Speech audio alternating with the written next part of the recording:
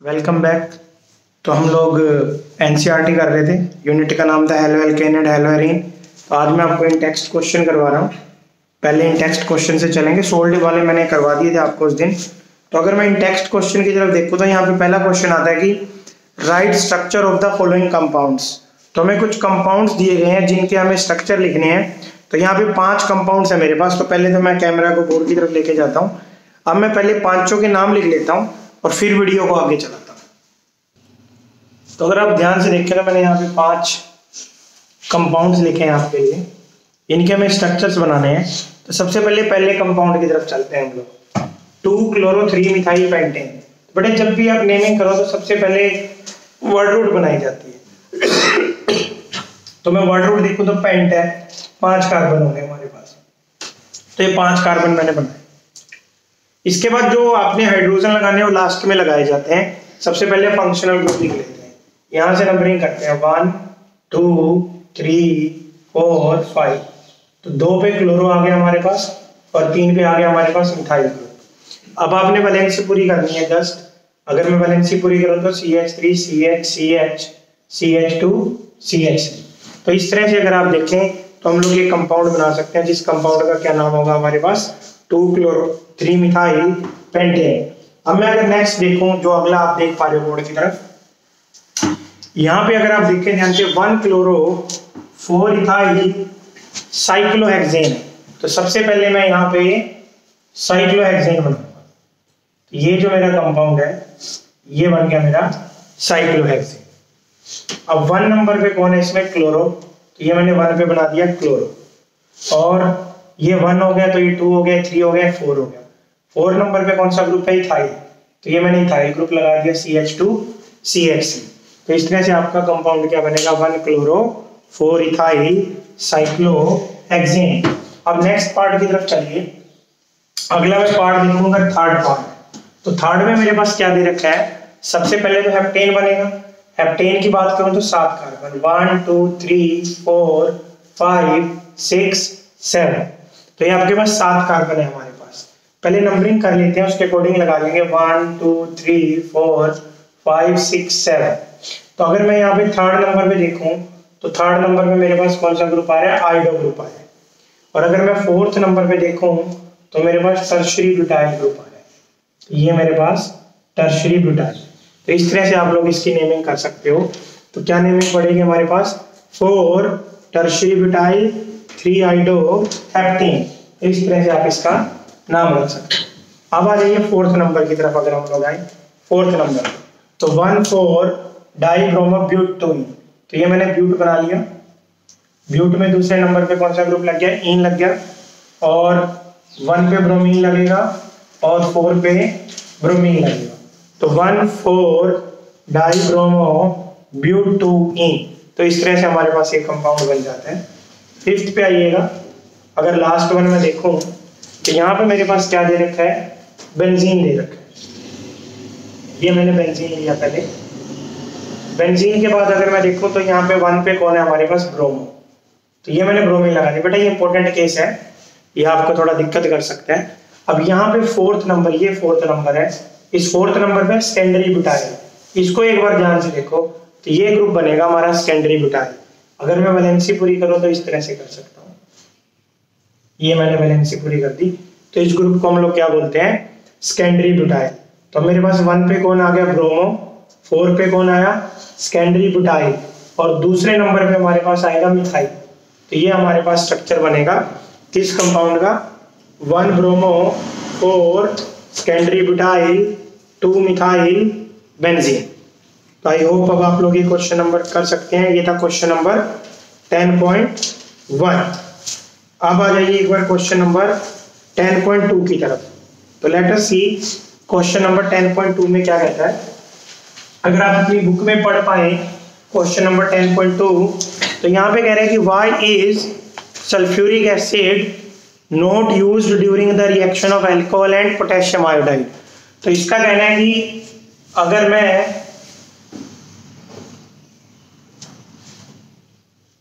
Alcohol को potassium iodide के साथ ट्रीट कर रहा हूं तो मुझे यहाँ पर सल्फ्यूरिक एसिड यूज नहीं करना चाहिए। क्यों नहीं यूज करना चाहिए?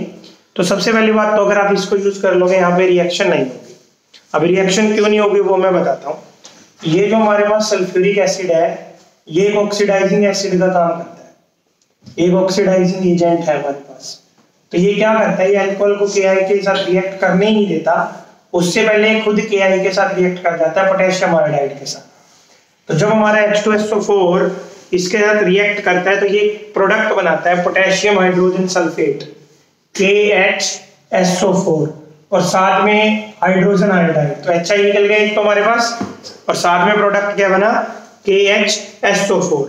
अब हमारे पास क्या होता है बेटा, फर्दर जो HI बनी है हमारी वो फर्दर H2SO4 के साथ रिएक्ट करती है और ये कन्वर्ट हो जाती है I2 के अंदर आयोडीन में, यानी इसकी ऑक्सीडेशन होगी।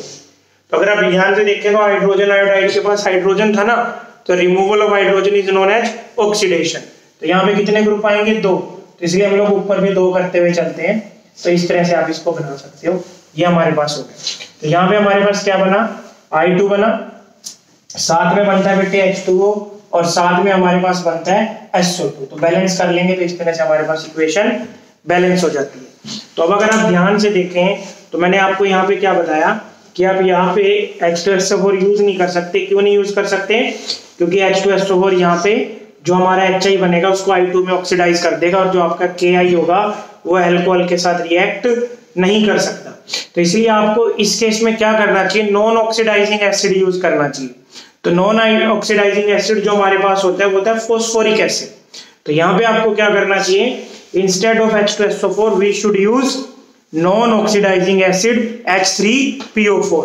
तो अगर आप लोग इसको करोगे तो ये मैंने बता दिया आपको लिमिटेशन क्या है। तो मैं एक बार आपको रिएक्शन दिखा देता हूँ कि अगर मान लीजिए अल्कोहल में मैं इथाइल अल्कोहल ले लूं और मैं इसको ट्रीट करना चाहता हूँ पोटेशियम आयोडाइड के साथ और मैं नॉन ऑक्सीडाइजिंग एसिड यूज कर लेता हूँ H3PO4, तो मेरी रिएक्शन हो जाएगी यहाँ पे। फिर मेरा जो एम था, मेरा एम क्या था कि मैं इसको आयोडो में कन्वर्ट करूँ, फिर मेरा ये आयोडो में कन्वर्ट हो जाएगा। आपका जो प्रोडक्ट बनेगा क्या बनेगा, CH3CH2I, यानी अगर सीधी भाषा में बोले तो आयोडोइथेन या इथाइल आयोडाइड, और साथ में आपके पास जो साइड प्रोडक्ट निकलेगा वो निकलेगा KH2PO4 और प्लस में H2। तो यानी कि मुद्दे की बात ये है कि यहाँ पे हमारा क्वेश्चन क्या था, दोबारा पढ़ रहा हूँ मैं एक बार, अच्छा क्वेश्चन है और ये आपको आता नहीं है तो एक बार ध्यान से सुनो। यहाँ पे कह रहे हैं कि white sulphuric acid not used during reaction of alcohol and KI। तो हमने बताया कि अगर आप लोग H2SO4 यूज कर लोगे तो being an oxidizing agent H2SO4 oxidize KI into HI and HI will be further oxidized to I2, जो आपके लिए दिक्कत होगा। तो इसलिए आपके लिए बेटर क्या रहेगा कि आप नॉन ऑक्सीडाइजिंग एसिड यूज करें, जैसे कि मैंने फॉस्फोरिक एसिड यूज किया। तो फॉस्फोरिक एसिड की प्रेजेंस में आपका आयोडो बनेगा, साथ में आपका साइड प्रोडक्ट निकलेगा KH2PO4 हाइड्रोजन फॉस्फेट और साथ में H2। आई होप अब आप ये क्वेश्चन कर लोगे। अब आइए क्वेश्चन नंबर 3 की तरफ। इसका कहना है कि write structures of different die halogen derivatives of propane. यानी यहाँ पे ये बंदा क्या कर रहा है, प्रोपेन के साथ हैलोजिनेशन कर रहा है और इसने कहा कि 2 स्टेप तक गई है जो हैलोजिनेशन। अगर आप ध्यान से देख पाए, दोबारा देखिए क्वेश्चन एक बार, write structures of different die halogen derivatives of propane. यानी कि अगर मैं सीधी भाषा में बात करूं तो मुझे प्रोपेन दिया गया, तो ये मैंने बेटा जी प्रोपेन ले लिया। अब ये क्या कह रहे हैं कि मैं इसकी डाई हैलोजिनेशन कर रहा हूं, तो यानी कि हम ब्रोमिनेशन कर देते हैं। तो यहाँ पे मैंने ब्रोमीन लिया है HNu की प्रेजेंस में, और अब ये हमारे पास कौन कौन से पॉसिबल प्रोडक्ट बना सकते हैं, लेट अस सी। पहला केस, अगर मैं पहले केस में देखूं नंबर 1 और नंबर 2 के ऊपर ब्रोमिनेशन हो जाए तो ये आपका प्रोडक्ट बन सकता है। ये बन गया हमारे पास, ठीक है जी। नंबर 2 पॉसिबिलिटी है कि 1 और 2 की बजाय 1 और 3 पोजीशन के ऊपर हो आपके पास, ये हो गया आपका 1 और 3rd पोजीशन के ऊपर हो सकता है। एक पॉसिबिलिटी और क्या है हमारे पास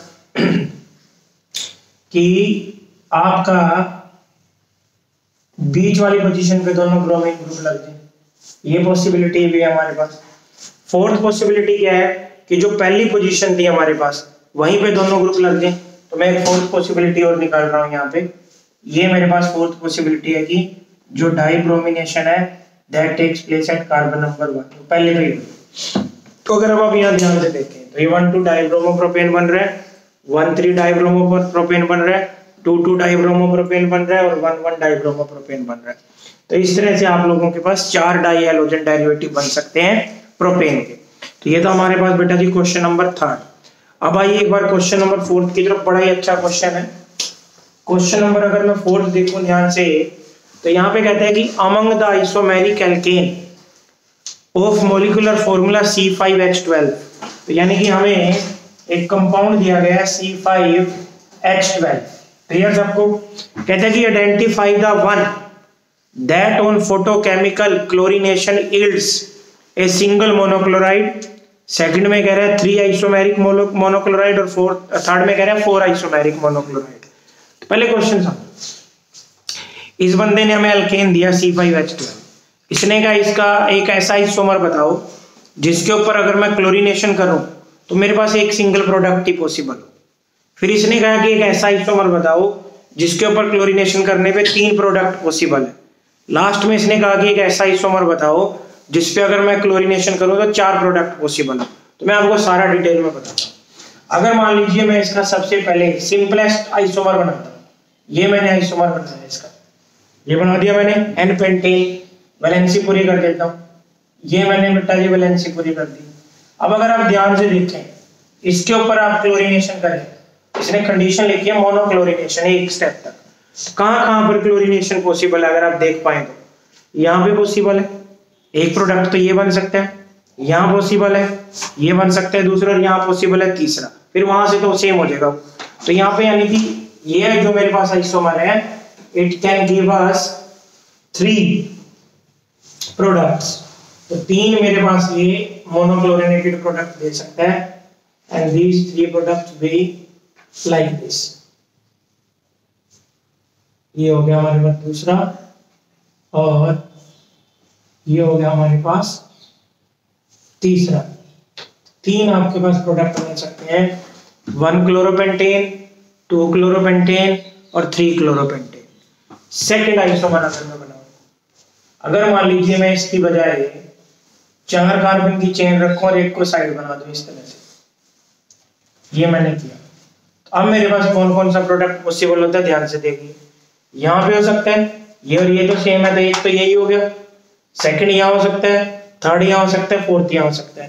तो इस केस में मेरे पास मोनोक्लोरीनेशन करने पर 4 प्रोडक्ट पॉसिबल है and this product will be like this. ध्यान से देखिए एक बार, ये सबसे पहले तो यहाँ पे हो गया पहली पोजीशन पे। इसके बाद दूसरा आप लोग इस बीच वाली पोजीशन पे कर सकते हैं। यहाँ पे आपके पास ये प्रोडक्ट पॉसिबल है, ये हो गया हमारे पास 2 विक्स। ठीक है जी। थर्ड की बात करूं तो थर्ड में हमारे पास ये प्रोडक्ट पॉसिबल है, और फोर्थ में अगर मैं देखूं तो इस तरफ से जो पहला यहाँ पे पॉसिबल। इस तरह से अगर आप ध्यान से देखें तो यू कैन हैव 4 प्रोडक्ट। तो यहाँ पे आपके पास 4 प्रोडक्ट बन सकते हैं। ठीक है जी। तो वीडियो शायद नीचे कट गई ऊपर, लेकिन मैंने फिर आपको बता दिया, पहला यहाँ पे हो सकता है, दूसरा यहाँ हो सकता है, तीसरा यहाँ हो सकता है और चौथा यहाँ हो सकता है। फिर इसने कहा कि मुझे एक ऐसा आइसोमर भी दो जिसपे मैं अगर क्लोरीनेशन करूं तो एक ही प्रोडक्ट पॉसिबल हो। तो वो फिर आपके पास ये रहेगा, ये आ गया मेरे पास नियोपेंटेन, इसको नियोपेंटेन बोलते हैं। तो अगर इसके ऊपर आप कहीं भी क्लोरीनेशन कर लेना नियोपेंटेन के ऊपर, एक सिंगल प्रोडक्ट ही पॉसिबल होगा, एक ही जगह लगेगा। तो अगर मैं यहाँ देखूं ध्यान से तो आप पाओगे कि मेरा Cl यही लगेगा बस, और कोई पॉसिबिलिटी नहीं है। ठीक है जी। तो ये मेरा क्वेश्चन नंबर था 10.4। अब आज बेटा क्वेश्चन नंबर 10.5 की तरफ। कहता है कि draw the structures of major monohalo product in each of the following reactions. 6 reactions दी गई हैं, उनके प्रोडक्ट मतलब पूछ रहे हैं हमसे कि ये बनाइए। तो मैं एक बार वीडियो को स्टॉप करके पहले लिख लेता हूँ 6 रिएक्शंस, फिर वीडियो ऑन कर। तो ये 6 रिएक्शन है बेटा जो आपको बोर्ड पे दिखाई दे रही हैं। इधर देखिएगा एक बार ध्यान से। अब इन रिएक्शंस में हमें करना क्या, यहाँ पे ना ये जो साइक्लोहेक्सेन इसने लगा रखा है डराने के लिए लगा रखा है, कोई रोल नहीं है इसका, ये तो एक R ग्रुप की तरह ट्रीट होगा। तो आपको बताया गया था कि जब अल्कोहल की रिएक्शन होती है, मैंने मार्क करना सिखाया था। तो यहाँ से आपका निकलेगा SO2, तो अगर मैं यहाँ से SO2 को मार्क करूँ तो मेरा साइड प्रोडक्ट क्या निकलेगा, यहाँ से SO2 प्लस, अब यहाँ पे H था, यहाँ पे Cl था, साथ में क्या निकलेगा HCl, और हमारे पास एक क्लोरीन बचा है, तो वो जो क्लोरीन होगा वो क्लोरीन इसके ऊपर लगेगा और आपका जो प्रोडक्ट बनेगा साइक्लोहेक्साइल क्लोराइड बनेगा। तो अगर आप बेसिकली देखें तो अल्कोहल की रिएक्शन है थायनाइल क्लोराइड के साथ, डार्जन प्रोसेस बोलते थे इसको, तो नथिंग है। अभी इस केस में आओ बेटे ध्यान से, यहाँ पे हीट और यूवी लाइट देख के आपको समझ जाना चाहिए कि अल्केन की रिएक्शन है, यहाँ पे इसका कोई रोल नहीं है, सिर्फ इसका रोल है। तो मैंने आपको बताया था कि अल्केन के केस में हर कार्बन को एक सेपरेट अल्केन मान के चलना है। तो अगर आप इस कार्बन के ऊपर अपना पेन रखें तो आप देखेंगे कि 1 डिग्री है हमारे पास, और अगर इस कार्बन पे रखेंगे तो पाएंगे कि 2 डिग्री है। तो ज्यादा स्टेबल फ्री रेडिकल कौन सा होता है, 2 डिग्री का। तो इस सेकंड वन के ऊपर आपका सब्स्टिट्यूशन होना था, दैट मीन्स आपका जो प्रोडक्ट बनेगा that product will be like this, ये आपका प्रोडक्ट हो, ये प्रोडक्ट होगा, ठीक है जी। थर्ड केस में आइए, थर्ड केस में अगर मैं देखूं तो रिंग के साथ जब डायरेक्ट OH लगाए तो फिनोल हो जाता है, तो ये फिनोल की तो रिएक्शन नहीं है। तो अगर मैं इसको छुपा दूं तो ये अल्कोहल बन जाता है मेरे पास इतना पार्ट, तो ये अल्कोहल की रिएक्शन है अगेन। तो जब अल्कोहल के साथ ट्रीट करेंगे तो साइड प्रोडक्ट क्या निकलेगा, यहाँ पे वाटर, तो साइड प्रोडक्ट निकलेगा आपका वाटर, और ये आपका मेन प्रोडक्ट में क्या होगा, OH group will be replaced by chlorine, तो ये आपका क्लोरीन से रिप्लेस हो जाएगा।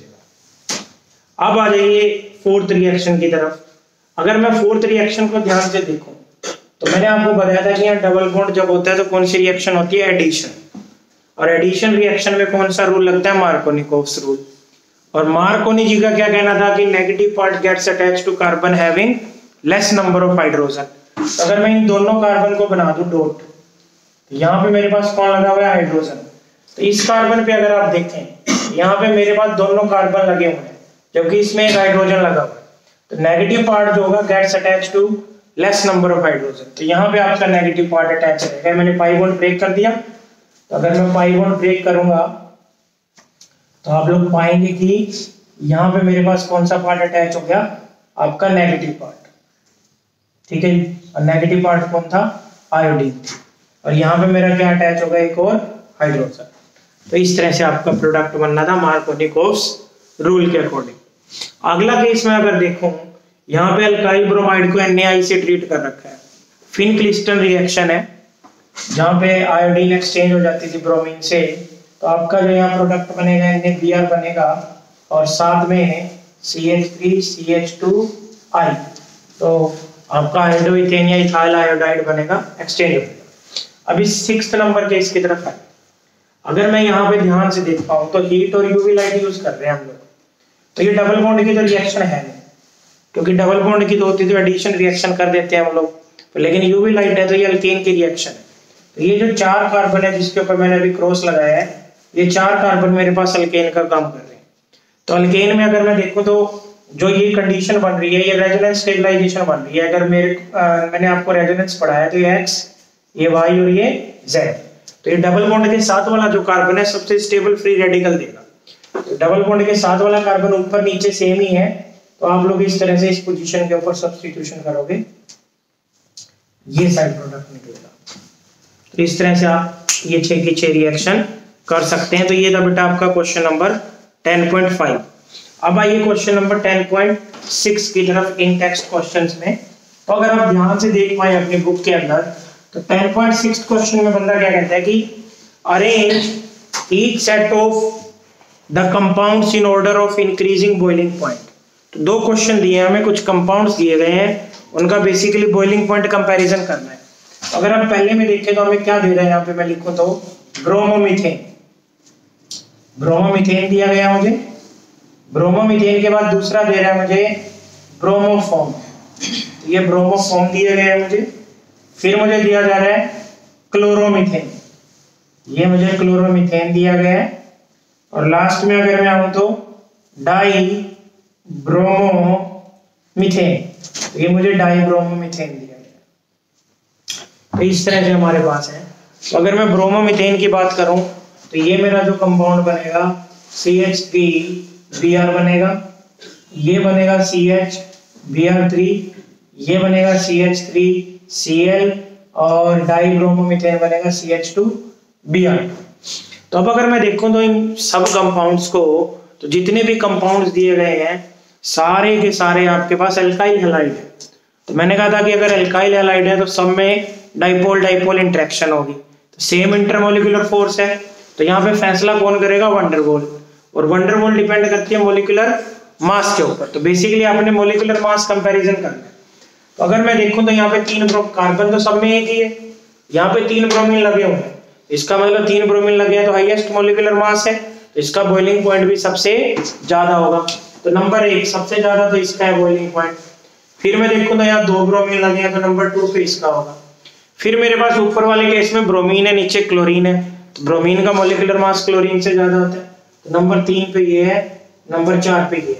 अगर मेरे को, क्योंकि इस बंदे ने क्या कहा इंक्रीजिंग ऑर्डर में लिखिए, तो सबसे पहले लास्ट में सबसे कम किसका है? CH3Cl क्लोरो का। इससे ग्रेटर किसका है? थर्ड पे मिथाइल ब्रोमाइड का। इससे ग्रेटर किसका है? डाइमिथाइलिन ब्रोमाइड का, मिथाइल डाइब्रोमाइड सॉरी। और लास्ट में कौन है? ब्रोमोफॉर्म। तो ये ऑर्डर आ जाएगा आपका इंक्रीजिंग। ठीक है जी। अब इसी का अगर मैं सेकंड पार्ट देखूं, इसमें भी हमें क्या करना है? सेकंड पार्ट में इसी क्वेश्चन के we have to compare the boiling point. तो पहले हमें दिया गया जो नंबर 1 पर है 1 क्लोरोप्रोपेन, तो 1 क्लोरोप्रोपेन दिया गया है। फिर मुझे दिया गया है आइसोप्रोपाइल क्लोराइड, आइसोप्रोपाइल क्लोराइड दिया गया है। और फिर 1 क्लोरोब्यूटेन। ये मेरे को 3 कंपाउंड दिए गए हैं। अब मैं अगर इनका स्ट्रक्चर बनाऊं तो ये मेरे पास है 1 क्लोरोप्रोपेन, ये मेरे पास है आइसोप्रोपाइल क्लोराइड, और ये मेरे पास है 1 क्लोरोब्यूटेन। ये मुझे दिया गया। तो मैं सब में अगर चेक करूं एक बार दोबारा से, तो यहाँ पे फिर दोबारा से अल्काइल हैलाइड है सारे, सभी में सेम इंटरमोलिकुलर फोर्स होगी। फैसला वंडरवॉल करेगा, वंडरवॉल मास पे डिपेंड करेगा। तो सबसे ज्यादा किसका होगा? क्लोरोब्यूटेन का नंबर 1 पे होगा। ये दोनों आइसोमर्स हैं, तो आइसोमर में ब्रांचिंग के साथ मैंने कहा था कि कम हो जाता है सरफेस एरिया। ठीक है जी। तो क्योंकि जब मोलिकुलर मास सेम होता है फिर सरफेस एरिया फैसला करता है, और ब्रांचिंग के साथ सरफेस एरिया कम हो जाता है, तो इसका सरफेस एरिया ज्यादा है, तो नंबर 2 पे, नंबर 3 पे। तो अब आप लोग अरेंज कर सकते हो इसको, जो भी ऑर्डर आपसे पूछा इंक्रीजिंग या डिक्रीजिंग। तो ये था बेटा जी क्वेश्चन नंबर 10.6। अब आइए क्वेश्चन नंबर 10.7 की तरफ, अगर मुझे मिल जाता है, देखता हूं मैं आपकी बुक में।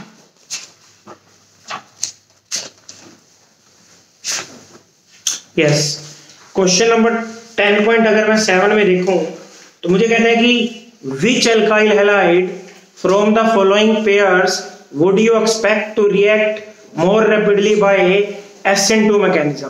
तो इस बंदे ने पूछा कि कौन इनमें से SN2 करेगा। तो पहले मैं बना लेता हूं, 3 एग्जांपल है, उसके बाद में आपको मिलता है। बट यहाँ पे अगर आप ध्यान से देखें तो इस क्वेश्चन में हमें SN2 बताना है विच विल अंडरगो बेटर। तो मैंने आपको पहले भी पिछली वीडियो में बताया था, आप डिग्री चेक करो, जिसकी डिग्री छोटी होगी उस पर अटैक आराम से होगा, तो वो SN2 आराम से करेगा, क्योंकि यहाँ पे सेकंड ऑर्डर काइनेटिक्स हो रही है, दोनों एक ही स्टेप में इन्वॉल्व हैं, अटैक भी और रिलीज भी। तो डिग्री चेक करना बड़ा आसान है। स्टार डालिए, कितने डिग्री हो गया? ये 1 डिग्री हो गया। इस पे स्टार डाल लो, कितने डिग्री हो गया? 2 डिग्री हो गया। तो इट विल गो इजिली, आराम से जाएगा SN2 जिसकी डिग्री छोटी होगी। अब मैं अगर इधर आऊं, इस पे मैं स्टार डालूं तो कितने डिग्री है? 2 डिग्री है। इस पे स्टार डालूं तो कितने डिग्री है? तो 2 डिग्री वाला बैटर कर, बड़ा आसान है, इसमें तो नथिंग है। अब मैं इधर अगर आता हूँ, ये भी हमारे पास पहले आया था ऐसा क्वेश्चन कि अगर मैं यहाँ चेक करूँ तो डिग्री तो दोनों की 1 आ गई है, इसकी भी 1 डिग्री है, इसकी भी 1 डिग्री है। और लेकिन अगर आप देखें तो ये साइड चेन जो मिथाइल ग्रुप है इसमें क्लोज है, तो जितना वो क्लोज होगी उतना स्टीरिक एंडेरेंस हो। तो यहाँ पे ये जो हमारा होगा ये SN2 बेटर करेगा। तो इस तरह से तीनों ही पहले वाले बेटर कर दें। तो ये जो क्वेश्चन था आपका, इसमें आपने बताना था which will undergo SN2 easily. अब इसके बाद अगर मैं क्वेश्चन नंबर 8 तो देखो बेटा ध्यान से, आप लोग भी देखिए, इस क्वेश्चन में इसने चेंज कर दिया है। कहता है कि SN1 कौन बेटर करेगा। तो पहले ही अब मैं साथ साथ ही बना रहा हूं, आप भी बना लीजिए। ये दिया गया मुझे और कुछ इस तरह से ये कंपाउंड दिया गया होगा ये। अब अगर आपको ध्यान हो SN1 के अंदर हमारे पास इंटरमीडिएट स्टेप में बनता था कार्बोकटाइन, तो जिसका कार्बोकटाइन स्टेबल होगा उसके SN1 करने के चांसेस ज्यादा होते हैं। तो अगर मैं यहाँ पे देखो इसकी डिग्री चेक करो, इस कार्बन पे स्टार डाल 1 2 3, इसके साथ 3 कार्बन अटैच है। अगर इसके साथ 3 कार्बन अटैच है तो इसका यहाँ 3 डिग्री कार्बोकटाइन बनेगा। और अगर मैं इसमें चेक करूं इसमें कितने कार्बन अटैच है 2, तो ये कितने डिग्री हुआ 2 डिग्री हुआ, ये कितने डिग्री हुआ 3 डिग्री हुआ। तो ये स्टेबल बनेगा, तो इसलिए इसके ज्यादा चांस है टू अंडरगो SN1। ठीक है जी। सेकंड पार्ट देखिए अब आप एक बार,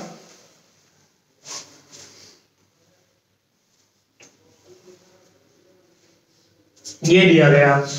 तो अगर मैं यहाँ चेक करूं इस कार्बन की डिग्री, तो इसकी डिग्री कितनी है मेरे पास 2 डिग्री, और इसकी डिग्री कितनी है अगर मैं चेक करूं तो 1 डिग्री, तो ये बेटर हो। तो इस तरह से आप क्वेश्चन नंबर 8 कर सकते हो। तो नथिंग है क्वेश्चन नंबर 8 में। अब आइए क्वेश्चन नंबर 9 की तरफ। अगर मैं क्वेश्चन नंबर 9 देखूं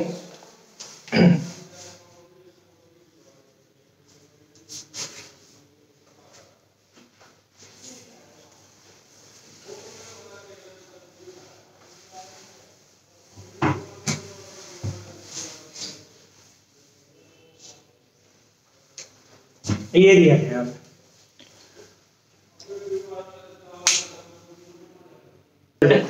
तो ये देखिएगा बेटे, ये रिएक्शन जो मेरे पास है इसमें मेरे पास ये ग्रिगनॉइड रिएजेंट बन जाएगा, Mg बीच में आ जाएगा। तो ये बन गया मेरे पास MgBr, तो साइक्लोहेक्साइल मैग्नीशियम ब्रोमाइड बन गया। अब आपने इसकी हाइड्रोलिसिस करनी है, बॉन्ड ब्रेक हो जाएगा। तो यहाँ पे क्या लगेगा H, इधर क्या लगेगा OH। तो ये आपके पास साइक्लोहेक्सेन बनेगा और साइड प्रोडक्ट बनेगा MgBrOH। तो इस तरह से आप ये कंपाउंड बना सकते हो।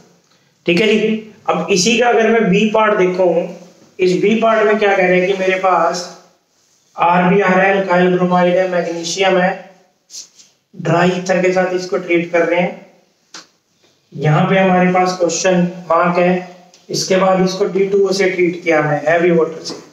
जब हैवी वाटर से ट्रीट कर रहे हैं, ये प्रोडक्ट बना है मेरे पास। इसका कहना है कि यहाँ पे आप R बताओ क्या था, रिएक्शन कंप्लीट करो। तो बेटे ऐसे क्वेश्चन में ना आपको पहले रिवर्स चलना पड़ेगा। आप लोगों को एक बात तो पता है कि जब RbR और Mg ट्रीट हुआ होगा तो एक ग्रिगनॉइड रिएजेंट बना होगा RMgBr। फिर अगर मान लीजिए मैंने इसके साथ हैवी वाटर ट्रीट किया है तो हमारे पास ये बॉन्ड ब्रेक हुआ होगा, जैसे नॉर्मल वाटर में HOH लगता था, तो इधर इस बार D लग गया होगा और इधर क्या लग गया होगा OD। तो यानी कि ये जो प्रोडक्ट बना मेरे क्या बनेगा RD। तो यानी ये जो मैंने ग्रुप मार्क किए दोनों पार्ट सेम, अल्काइल ग्रुप है दोनों। अब मैं अगर इसको यहाँ रिप्लेस कर दूं तो ये मेरा आइसोप्रोपाइल ग्रुप आ गया।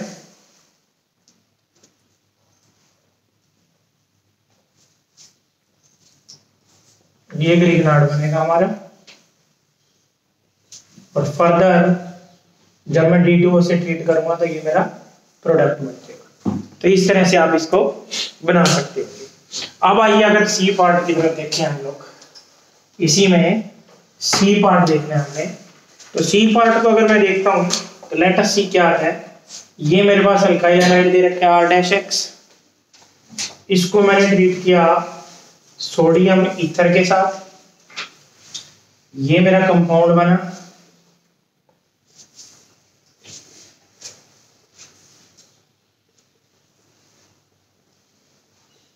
ये मेरा कंपाउंड बना, इसको मैंने फर्दर मैग्नीशियम से ट्रीट किया। यहाँ पे क्वेश्चन मार्क है, उन्होंने डी और ई लिख रखा है तो मैं क्वेश्चन मार्क डाल रहा हूँ। कह रहा है कि ये बताओ कि ये प्रोडक्ट क्या बनेगा। अब बेटे आपने इसमें एक चीज का ध्यान रखना है कि इस रिएक्शन को ना यहाँ से यहाँ पढ़ना है, फिर उसको फर्दर लेके जाना है। तो अगर मैं देखूं जब सोडियम ईथर के साथ अल्काइल हैलाइड को ट्रीट किया जाता है तो ये वुड्स रिएक्शन है। तो अगर मैं आपसे बात करूं तो यहाँ पर ये कौन सी रिएक्शन हो रही है, this reaction is Wurtz reaction. और वुड्स रिएक्शन के थ्रू सिमेट्रिकल अल्केन बनता है। तो इसको मैं दो हिस्सों में तोड़ सकता हूँ, ये सिमेट्रिकल अल्केन है।